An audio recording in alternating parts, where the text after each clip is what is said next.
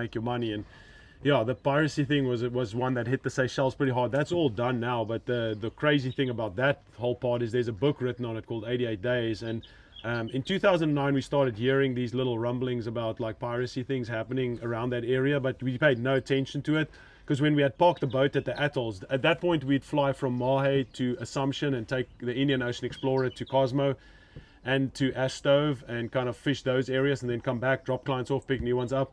We had just done the season. We were kind of wrapping up, and I remember the morning when I was coming around the point, we had just done a little half session before we head back, and we came back and I saw the Indian Ocean Explorer, and that boat is a terrible looking boat. I mean, it's nothing fancy. It's a working boat.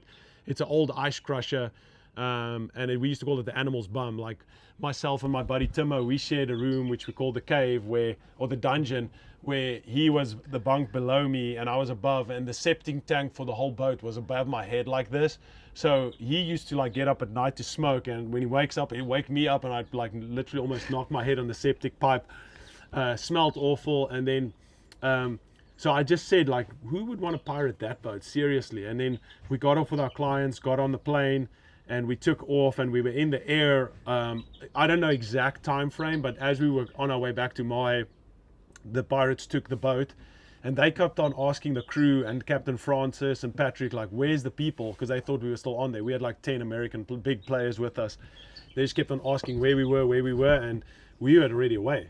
So by the time we landed in Mahe, a message went through to Keith, because Keith wasn't there at the time. So like, these guys are taken. They didn't know where we were.